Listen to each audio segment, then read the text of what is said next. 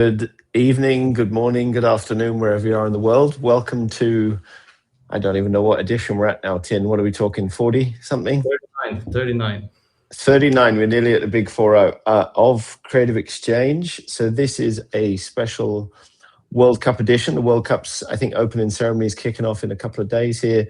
As always, we've got Tin operating the dials from Austria, and this week we are very, very happy to have one of our longtime friends of the brand, Mr. Guzmán Colilla, if I pronounce that correct. Yeah, Guzmán Colilla. But yeah, nice try. It's good It's good to have a countdown before going live, and thanks for having me. Yeah, I love the brand. We've been working a lot together these past years. And yeah, I think both of us have been doing our best. So yeah, happy to be here. Amazing. Yeah, thank you for joining us. I think since we started Creative Exchange, you were someone that we always said like, we should do one. Obviously, you featured in the first season of Pack Chase Light that we did together. So it's very cool that you join us on one of our other franchises. Maybe you can tell us a little bit about where you are, because behind you we can see footballs, Formula One helmets, boots, etc. Maybe tell us a bit about where you are today so people can get an idea.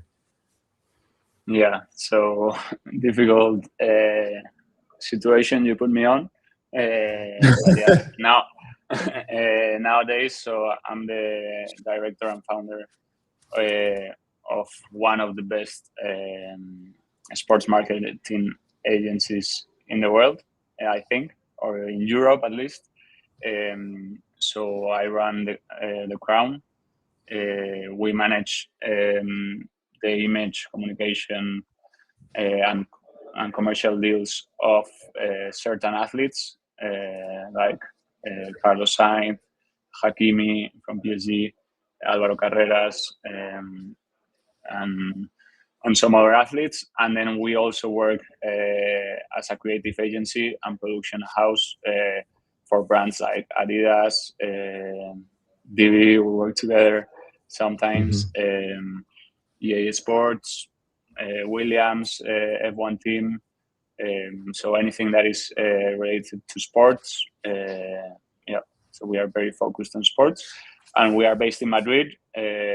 I manage a team of around 18 people, but we are constantly collaborating and working with people around the world. And thankfully now we have a big network that work with us together, and yeah, trying to do the best for our athletes and brands, and having fun while we do it.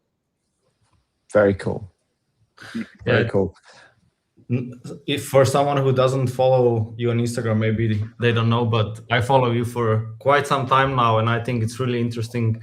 Like, you can open your story and there might be you and Carlos Sainz and Tadej Pogacar, my Slovenian fellow, riding the bike, or you're on a production with Messi or some other big football name. But I think before we go into today, I think it would be very interesting to hear how it all started for you when it comes to content creator and the imagination of the Crown as what it is now, and how many years that happened, that switch. Yeah. Okay, so it's a long story. Now it's easy to see everything that is happening behind me, and it looks like very cool and fun. But yeah, I think since the beginning there were some hard times, and how it happened, it was like very intuitive, but at the same time very risky and difficult to understand if that was the way to go. So yeah, I started. I think everything came from studying abroad and having like a very deep passion for sports. So I always wanted to be a skier, but I was not very competitive. So I used to do alpine in Spain. Spain is not a big ski country, but yeah, we tried our best. So I also used to do a bit of freestyle, but I was not very good, to be honest. I could do a front flip and a back flip and something like this, but I don't know, like 20 years, like 15 years ago, with that in Spain, you would be like seventh of the Spanish championship, or something like this. So yeah, I was not very good, but I had a big passion for sports. And while I was studying university, I also launched a ski clothing brand, and I used to sponsor some athletes in the Olympics, and it was like a very organic thing. And because it was a very niche sport, I was doing sort of everything, like from sponsorship to with the athletes, to talking with them for content ideas and how to film and how we could support them. So yeah, I launched that brand, and while I was at university. And one of my big references in that moment was also like this movement, like by John Olson, DB, and all these people that had a vision for content creation around sports. And that's how everything started. I used to follow like a lot of people that at the end became like people that I would meet in events and things like this. But yeah, at the beginning, it started with that, and I had to take a decision after university if to continue like on the corporate world, because I studied corporate finance while I was like building this ski company. And then I ended up a moment where I applied for a work at GoPro in Munich. So I ended up, I wanted to enter the company as sports marketing, and they didn't hire me for that. But then they gave me a position on social media. So I joined GoPro as a social media manager, as an intern, to manage like all the social media of Middle East, EMEA, so Europe, Middle East, and Asia. And then like I was a bit lucky because in that moment also like the boss that I had got pregnant, so I had like a bit more responsibility being a very young intern. So I was like basically in charge of activating all the events regarding social media that GoPro had in Europe. Like, and in that moment they had a partnership with Red Bull, so I used to go like to the Red Bull Crashed Ice, to the Red Bull Praise Streets, also all the UCI mountain bike, MotoGP. So I used to activate all those events with influencers or athletes. And in that moment, there was not even video on social media, so it was only photos. And everything was going very fast on Instagram, and suddenly video came up. And there was a movement where GoPro was shifting a lot of their budget to social media influencers rather than athletes. So in that moment, the company changed a lot, and the content part of GoPro started losing budget, and a lot of the budget went to social media. So then I started like seeing a vision there that now everything was going to be like more iPhone focus, handheld with the GoPro, less big productions and all that. And in that moment, one of like Real Madrid they were doing a series with GoPro. It was called Ala Madrid, and it was going to be launched on the Facebook on the Facebook Watch platform. That they ended up killing that platform at the moment, but they launched this series with Real Madrid and GoPro. And in that moment in Munich, I was the only Spanish people on the social media team, like a Spanish-speaking person. So I was in charge of all the communication with Real Madrid regarding this. Amazing. Yeah. And then Real Madrid hired me after this to build their YouTube channel and to be the video specialist for Real Madrid when they were starting to put videos on Instagram, basically. What year, Guzmán, what year was that you made the switch from GoPro over to Real Madrid? 2017. Oh, so we're talking, okay, what kind of players can we talk about here real quick? Because 2017, I think we're talking about Gareth Bale, Benzema, Cristiano Ronaldo. Am I? I tell you, the big problem of this is that when I was like, I think 23 years old, I suddenly jumped on the plane with Cristiano Ronaldo, Zinedine Zidane, Bale, Sergio Ramos, Marcelo, and all these guys.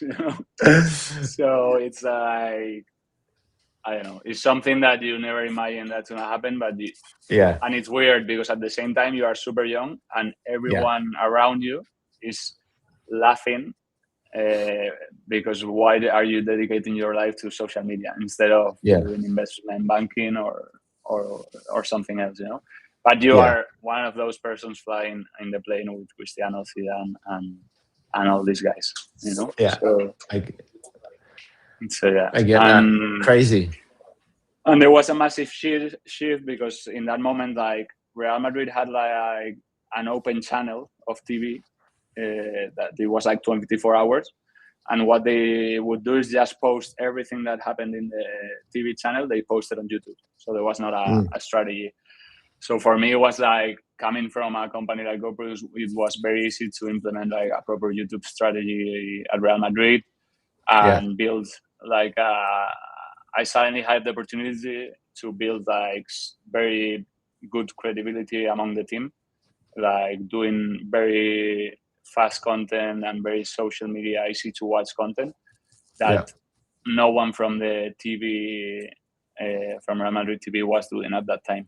So yeah, it was interesting and exciting moments. Yeah.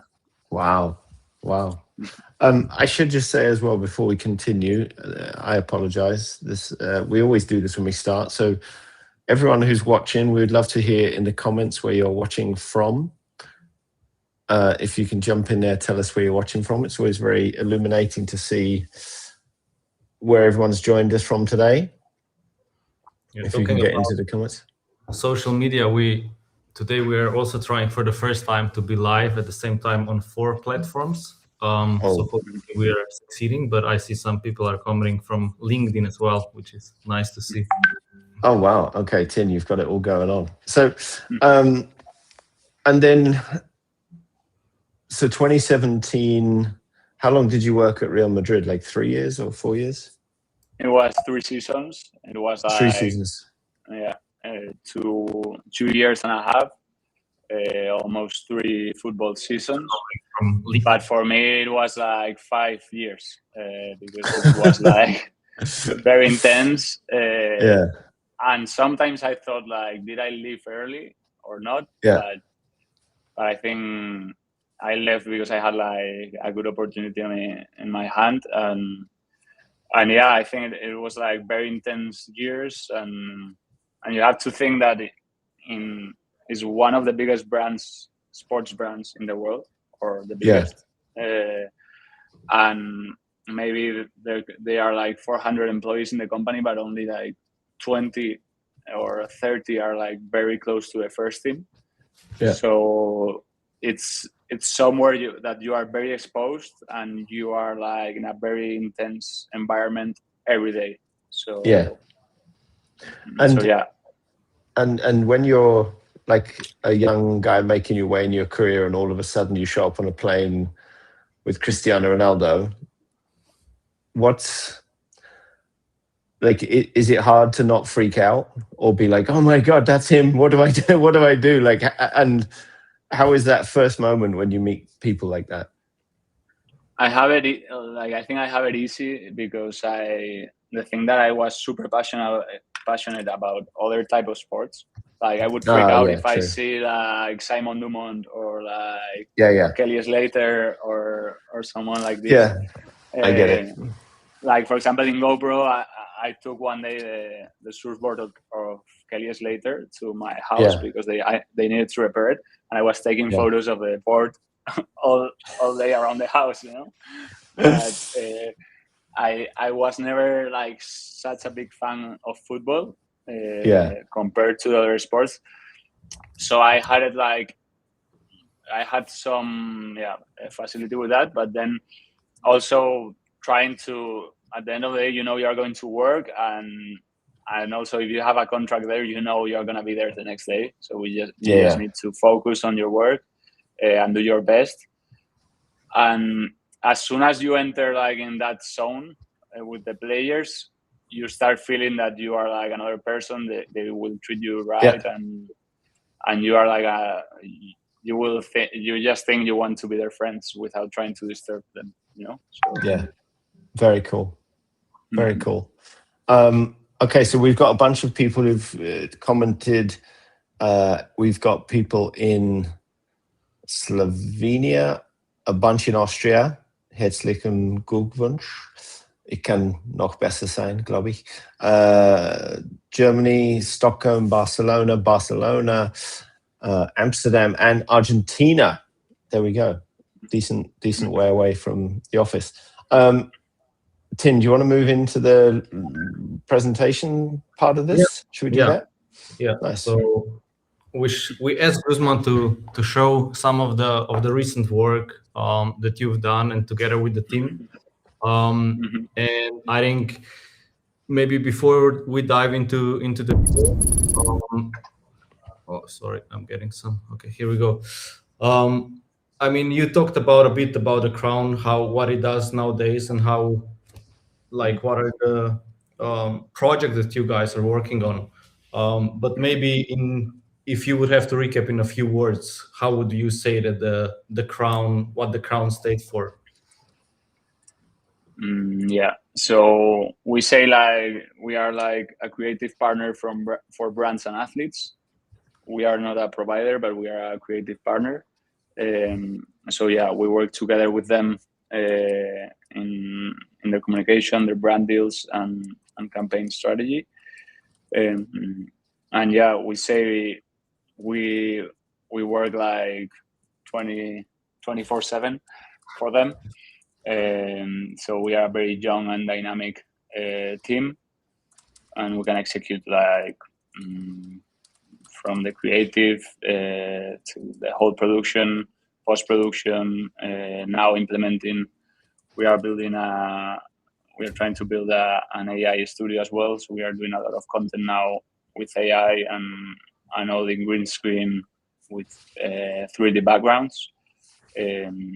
So yeah, we are a creative partner for brands and athletes. That's how we our tagline is shaping legends. So yeah, we try to shape legends and brands.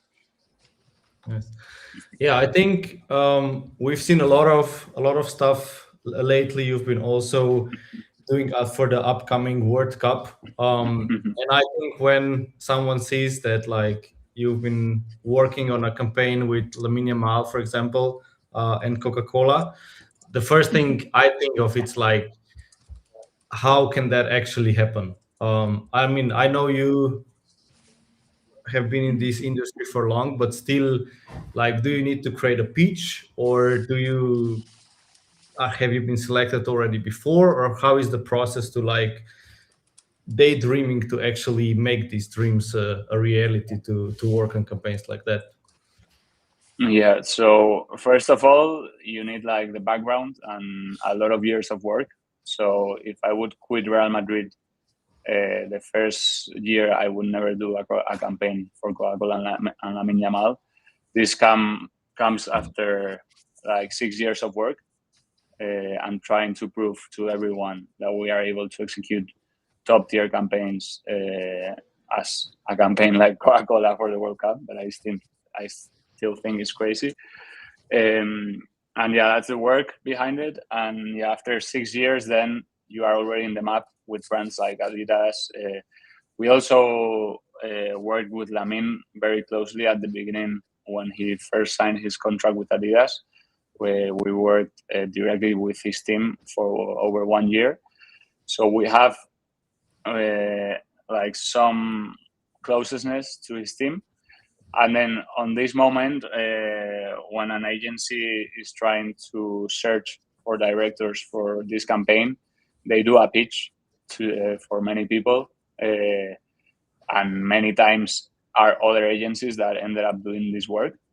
But suddenly in this one, thankfully, we were able to win it.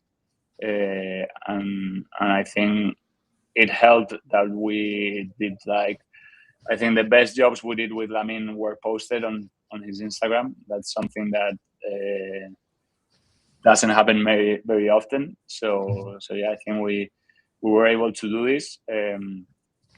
It's everything you see is social on this campaign.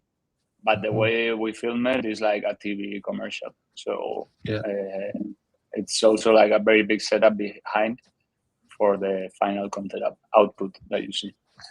And Guzmán, like when you worked at Real Madrid and then you started Crown, I assume you were one of the main creators, right? Like, how much of your time is spent now doing the creative versus pitching for work and working with people at Coca-Cola and Adidas, you know, doing the corporate side of things? It's because it depends, because this is something I struggle a lot. Now, thankfully, I have like a very big team. Like this year, we have a very big and powerful team, and we are starting to have everything, like all the dots connected. We just hired like also a new producer that worked with us in this Coca-Cola shoot, and she was working in another agency, and now everything is working very smooth. But before, I struggled with management of the company at the same time, while management of the clients, plus the fixed clients, and then also on many jobs I'm acting as a director, photographer. But it's something that I also struggle sometimes, because I still, like, as a business owner, I don't want to lose the creative part, because I love being involved, but it's also difficult. Like last time we were doing a campaign for the World Cup as well with Xbot, like a Chinese camera company, with Julian Alvarez, the Argentinian player, that plays with Messi in the same team. With like the CEO of the company came to the set, and they introduced, like, they presented him to me, and they said, "Here is the CEO of the Crown." And the guy was like, "And you are taking the photos? Whoa, you are super involved in the company." And I'm like, it's what it is. At the end of the day, we try to be a boutique company, and for now it's performing well. And I think if we lose the involvement of everyone that we are here, maybe we lose the culture and the taste that we have with the athletes. Yeah, cool. Yeah, maybe we can share some of the work, as you added some videos into the presentation as well. Starting with this one, before I show the video. So you said that this is the campaign when this is his logo. This was the launch of Lamine Yamal logo with Adidas. So the logo that he's gonna have in his boots. So it was his logo reveal, and it was in a moment where at the end of the day, you need to convince also Lamine that the work you are doing for him with the brand is cool and he likes it. So yeah, we did on this one. I did the whole idea behind it as well, and it was like focused on the design of him designing his own logo, and with the 304, that is like his postal code in his hometown. And then we did like a cool thing with a plane that flew over Barcelona and his hometown, and yeah, also like you have to see what is his background and let him do like a graffiti in the middle of the set, and maybe with that you have him also very engaged in the movie, and that's it. So here we did the campaign ideation, the CGI, the 3D, the photo, and everything, post pro. We can show the video for everyone to see.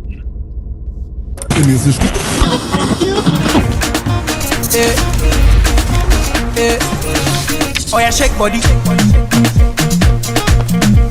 Oh yeah, move body. Make you ring alarm. Oh yeah, shake body. Coupe de calema, sagacité, équilibré, faro tema, décalé, cricata, pam pam. And on this one also, like, the song is like, in that moment it was his favorite song, and after the shoot like we did the whole filming with that song, so all the dancing moves and everything is with that song. And after the shoot, we talked with the artist in order to license it with Adidas and all this. So it was like a cool project.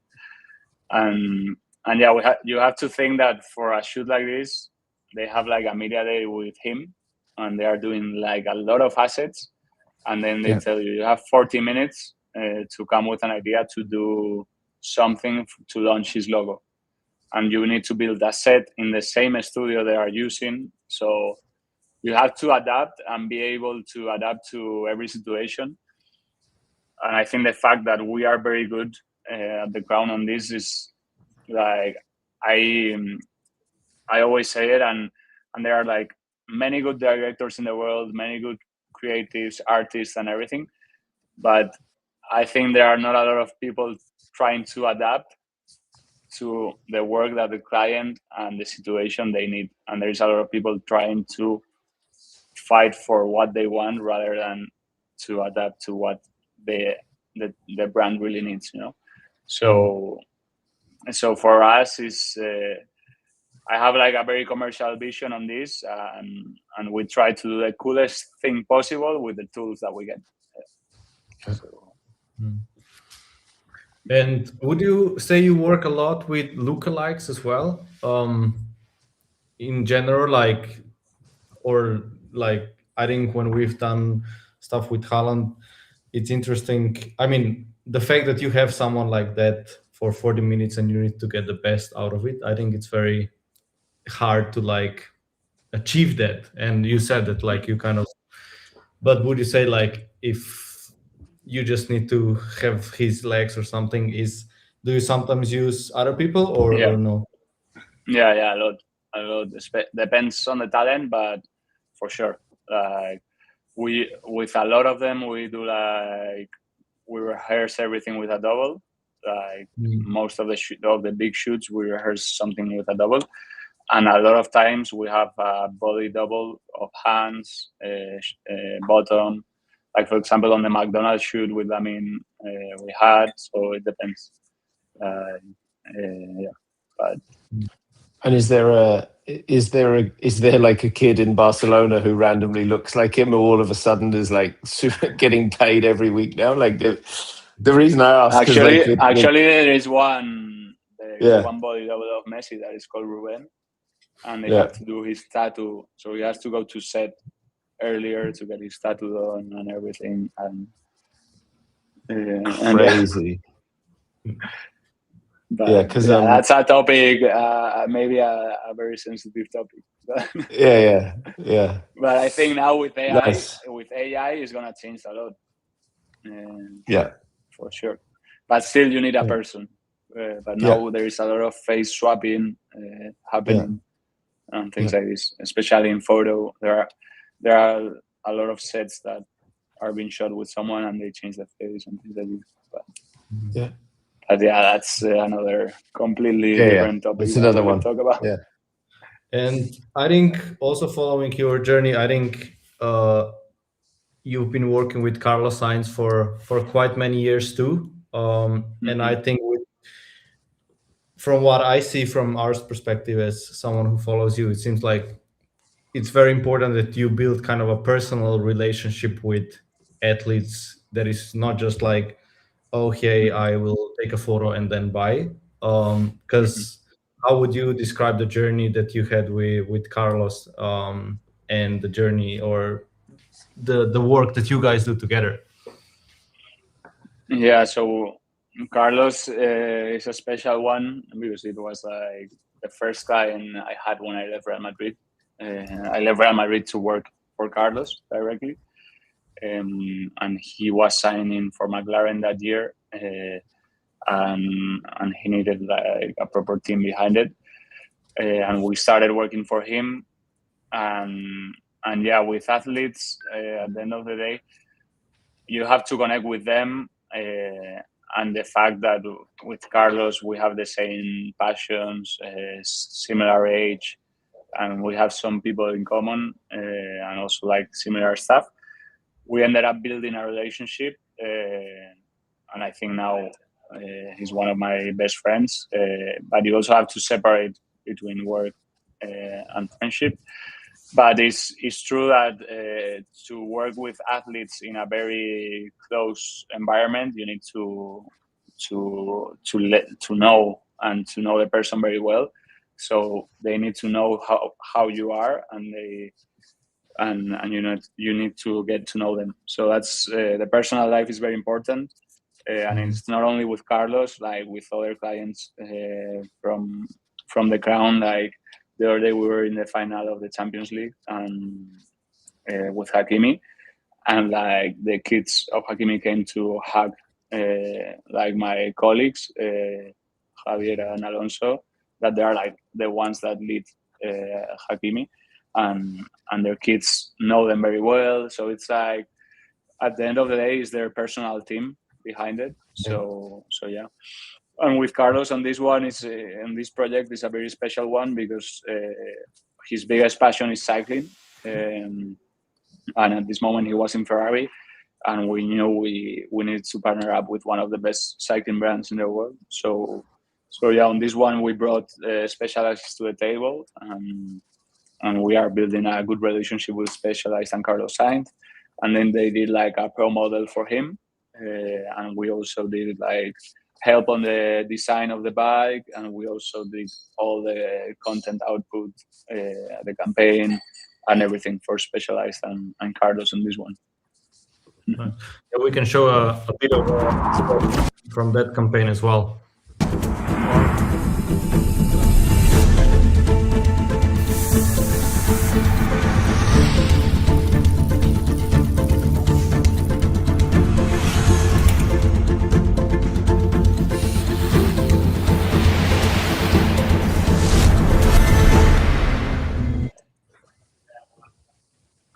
Yeah, this was a cool one.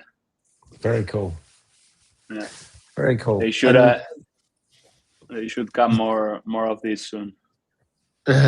And so you get to shoot at Formula One races as well, right? With him, do you do some stuff at races? Or? I'm doing 6 races a year with him. Okay. So at the beginning, there was not a role of content creators of the drivers in F1. Yeah. So we normally sneak in some passes with the teams and things like this. Yeah. And now there's actually a role in F1 for content creators that they have their own pass of the drivers team, but they only have 5 races a year. So that's, and if we need something extra, we can get a different pass or whatever, but now there is a proper role for it. And then with Carlos, we have like a YouTube channel with a series, Dumpling, where we activate very special events in that YouTube channel that he has, and also his commercial partnerships and like personal projects. Nice. And with football, you mostly shoot campaigns, or do you shoot some stuff at games as well? Like you do some social stuff for the players at games, or is that not so easy?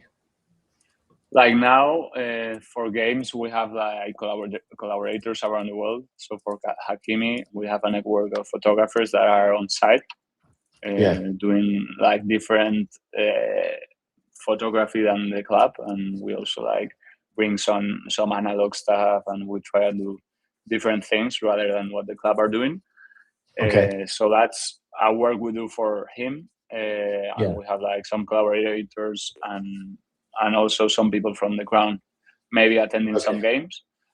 But mostly with football is more like the pre-campaigns rather than on-site content. And at Real Madrid, I used to attend every game, but not anymore. We went to the final of the Champions League, but so one of the person from my team, Javi, went to the grass to celebrate with Hakimi, the final of the Champions League. I stayed in the grandstands. See, I'm delegating. I'm delegating well. That's good. It's good. I mean, that's hard to do, to not run on the grass of the Champions League. Okay, so wherever everyone is watching from, we would love to have any questions that you have from Guzmán. Drop them in the chat, whether or not you're watching on YouTube, LinkedIn, or Instagram. Tin somehow will figure out how to make those questions come up on the screen. I do have one question though. Is there a football team you support? Is it obligatory to be a Real Madrid fan with the amount of work you do for them? 100% Real Madrid. No question. Okay. Good. Okay. And then but it's as we wait my father is a Real Madrid fan, and he used to take me to the games with a Roberto Carlos shirt. So I don't know why I would support another team. Yeah, my God. My dad took me to watch Swansea. And so I'm like, why? You got to go to Real Madrid. I got to go to like Swansea to go to like Leyton Orient away. My God. I also want to ask as well. Swansea. We're in the second division. Yeah. You remember Michu, right? Played at Rayo Vallecano. Michu, the Spanish guy. So, okay, we have questions coming in. Okay, already. Two questions, very similar. Are you hiring creatives, and do you offer internship opportunities at the Crown?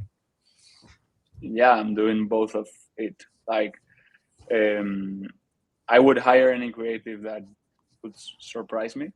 And yeah, sometimes like the best hires I did came through the DM. So anyone that wants to work at the Crown, DM the Crown or me or LinkedIn. Better Instagram. I think it's the rate is better than LinkedIn of hiring. So yeah, any creative, feel free. And then interns also, like we have a sort of good internship program. So happy for anyone is welcome.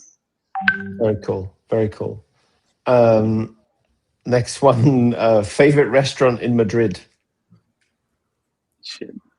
There's so many. There's so many.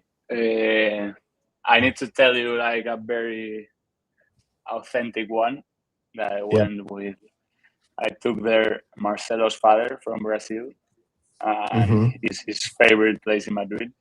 It's a Spanish tavern, Barrutia del Nueve. Okay. The best place Good tip. you can find. So when you guys are back in Madrid, John and Tin, we go there. Okay, I like that. Okay, Mariano, who is a MVP of the Creative Exchange, living in Innsbruck. Meta has been running workshops with NCAA athletes to help them build their careers. Do you feel like that's a move more brands should focus on, helping athletes own their storytelling and social media? Yeah, I think that's something they should do. It's difficult, depends on the talent, but I think that's something they 100% should do, help athletes with that.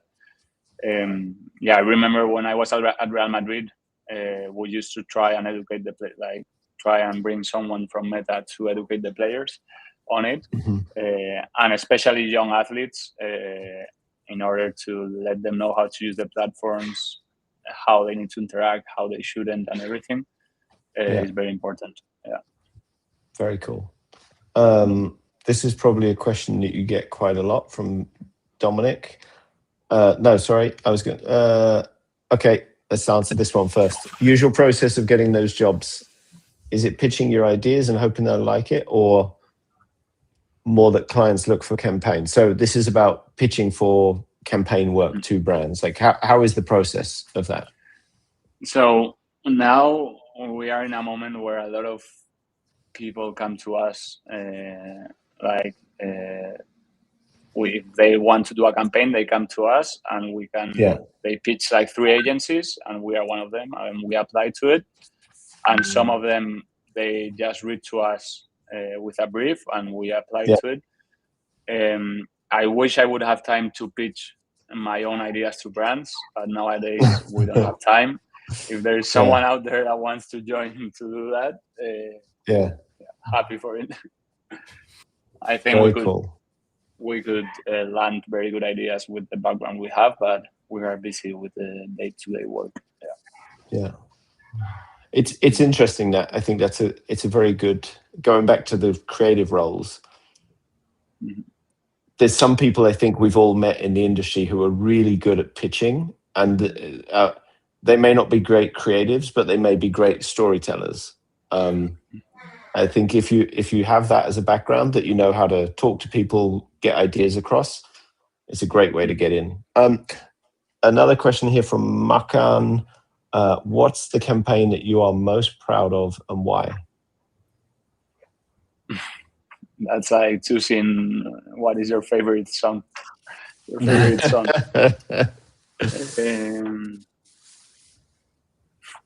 I don't know. I'm very proud of the specialized thing with Carlos Sainz, because the whole deal behind it, and it's something that is a tool he's using every day. Yeah. And then one photo I took of Messi when I was very young in Paris, and with one of my colleagues, Javi, that he's been here with since the beginning. We went, the two of us, to Paris to shoot a World Cup campaign. They won the World Cup, and that photo ended up being like everywhere. I remember. And I remember going to take that photo, that we were like, I don't know, we looked like very young and very unprofessional. But I think we did the best job in the whole shoot. So very happy about that. And yeah, that's, now I'm very happy of everything we are doing. But what happened before, it was like very crazy and unique.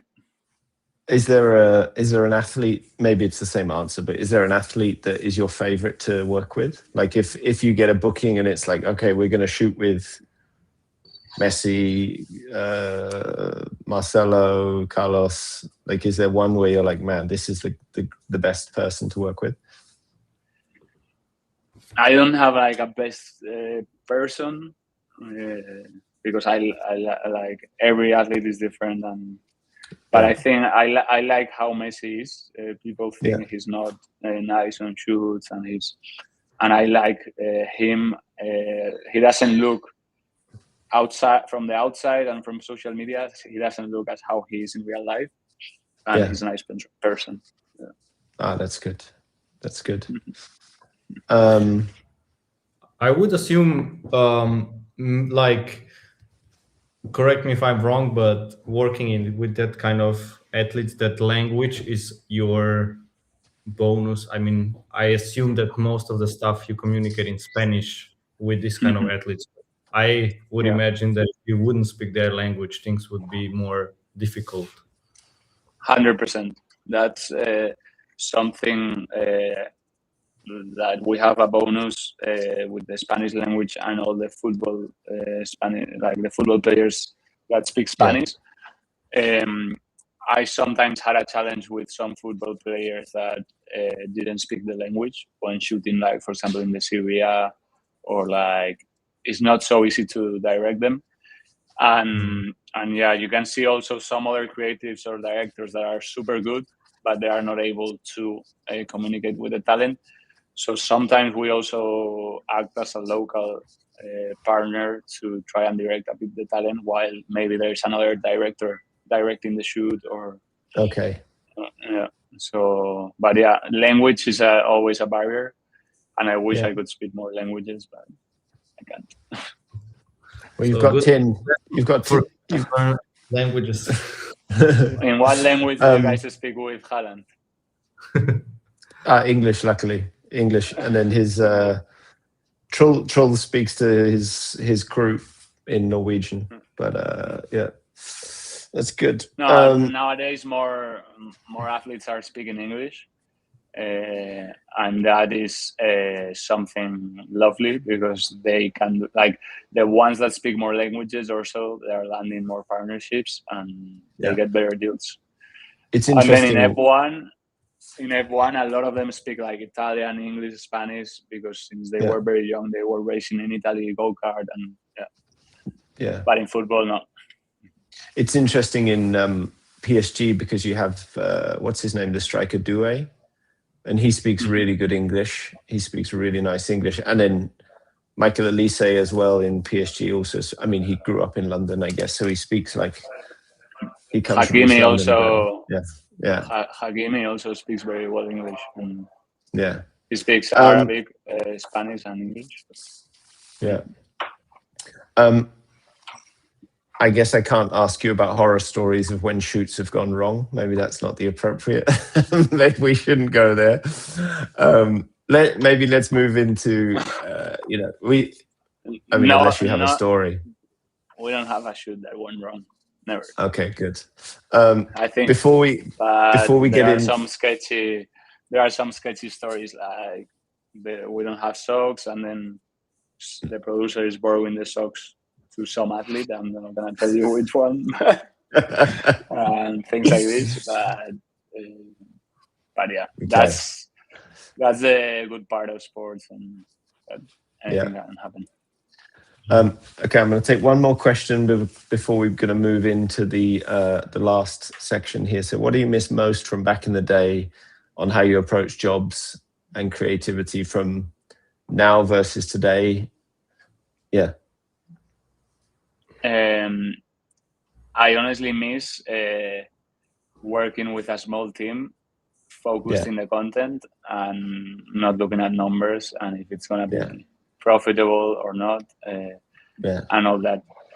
But at the end of the day, it's a business as well, and we need to feed everyone that we are working on this, and it's also a part of the growth of the business, and I'm sure we will find some ways where we can find these little projects that are fun for us. Maybe DB journey can give us something that is fun and exciting. Here we go. Without being very profitable, but okay. So the big question I have. So I think 2 or 3 weeks ago, Adidas came out with the playground commercial, or I forget what they called it, which had Timothy Chalamet, Bad Bunny, Messi, Bellingham, and Yamin. And then last Thursday, Nike came out with Rip the Script, which featured all of their current players, Eric Cantona, Kim Kardashian, Travis Scott. There was a million different people in there. There may have been other stuff from other brands I may have missed, but which is your favorite World Cup campaign so far from this World Cup? Between Adidas and Nike. Yeah, I mean, I guess I know what you have to say, right? They're feeding the people at your company. No, to be honest, it's because I work with Adidas, but if I wouldn't, I was impressed by what Nike did, because they were not activating many things lately. But to be honest, I love what Adidas is doing and how they do everything in a very raw and organic way that makes you feel that it really happened, that Beckham was with Bad Bunny in that moment together. And it's something that I think Nike is not getting, that it looks like very futuristic and very out of the world. And I think Adidas is very close to the fans and very real in that sense. And I for sure like and prefer the campaign that Adidas did. I think the other interesting thing with the Adidas campaign is because they use Timothy Chalamet as like the main protagonist, and he has like a long history of being a football fan, and it's authentic. It wasn't like there was no one put in the campaign just because they're famous. And I think that's what I really liked. And also as well, when the way that they use Messi, the way they use Beckham, and also like the little touches, like with Beckham with the hair where it was blonde and then it was buzz cut, like it's pretty sick. So it's very interesting, because if you remember right before Adidas campaign with Timothy and all these guys came out, there was the Lego campaign with Mbappe, Vinicius, and all this. And that was like Lego broke the internet, blah, blah. And then Adidas came, and then no one remembered about the Lego campaign. But if you put the Lego campaign and the Nike campaign together, for me, it's like the same. It's like in the same room, you have Mbappe, Fede, and all these guys, and it's like similar to that. But I think what Adidas did is bringing something real with a very, like, a good storyline and a good storytelling. And as you say, like all those hints of Beckham and and all that stuff. But it's funny how you asked me about these big campaigns that I didn't do. It's like when I know, father but or a friend asked me yeah. about the campaign of Timothy, and I did so many more, but not this one. So I know, but I think that's the debate that everyone has going into the World Cup. So and then the second, to finish up like the last part, and maybe everyone in the chat wants to go in and put your prediction for who's going to win the World Cup. But who do you think? Sorry, John, you didn't tell me from Adidas or Nike which one you prefer. For me, it was Adidas as well. Because again, I feel like it felt authentic, and the problem a little bit I felt with the Nike one is they were trying to put product in it so badly. So like all the players had all the product on for the national team kits, which I know you need to show product. Mm-hmm. And then also with some of the people they put in, it felt like they were forcing people, like they didn't have a role. Like Kim Kardashian showing up, I don't know if she has a role. And also when I think about like the World Cup, like the Adidas one just got me really hyped to watch the World Cup. Okay, now Guzmán and everyone in the chat, please jump into the chat. Let me know who you guys think is going to win the World Cup, and I will start with you, Guzmán. Who's your? And I mean, I guess I know where you're going to go, but tell me. I think Spain or Morocco. Spain and Morocco. Okay. Let me guess. There's personal incentive there. Okay. How is the? I mean, with Spain, you have Williams, you have Yamin, you have pretty good team this year, or? Yeah, it's an amazing team. I miss some Real Madrid players, but in the team because there's no. Yeah, this is the first World Cup with no Real Madrid player. Yeah. Okay. Apparently, it's Real Madrid's ex-coach fault, but we don't know. Okay. Tin, who have you got for the World Cup? Yeah, I have no choice. We have a family bet, and I got Brazil to draw, so I'm cheering for Brazil to earn some money on the side. But yeah, my personal opinion would be Spain as well, though. Okay. Yeah, Brazil could be a good one to win as well. Okay, we've got team. And then we've got. I showed some of the Brazilians. I showed their Militao World Cup pack with Adidas. Nice. So if he wins, I also win on that one because the photo we took it. So we have some national teams that we also showed Jude Bellingham. But nice. I still want Spain or Morocco to win. Nice. So we got Mechanical Koi says France. Dominic says Portugal or France. My team Wales didn't qualify. We messed it up against Bosnia in the playoffs, so we didn't make it. Italy didn't make it as well. Italy didn't make it as well. They lost to Bosnia as well. Bosnia did a couple of us dirty. Question here for you. Where do you put Argentina in this year's World Cup? Third. Okay, third. And what about... And then what about France? Oof. France is going to be a challenging one, for sure. Yeah. But and Portugal is no. Yeah, I think I don't know. I need to go with Spain. Yeah. I think. But also the Euro Cup. The Euro Cup they did like it's a similar team. Yeah. And I think we have like a good team. But it's football, so anything can happen. It's like Champions League this year. It's like should be very interesting. Are you guys going to any game? Or? No. But I'm going to be supporting Portugal at home. But I do. The thing I think is really interesting with this World Cup is it's going to be the last World Cup for Messi, for Ronaldo, for Neymar. Maybe for Harry Kane. So you have 4 guys from big countries. It's going to be their last World Cup. And then you have Yamin, you have Williams, you have Michael Elise, you have all of these young guys coming through. Vinny, Rodrigo, like it's kind of like, I don't know. It feels like to me there hasn't been a World Cup with like 2 generations at the same time like this for a long time. So it's going to be interesting. And Haaland, obviously, so you have like this younger crew, and so yeah, it's true. Let's see. So who do you think is going to win? I'm going to say Norway, because I'm sat in Norway, and hey, it's good. It'll be,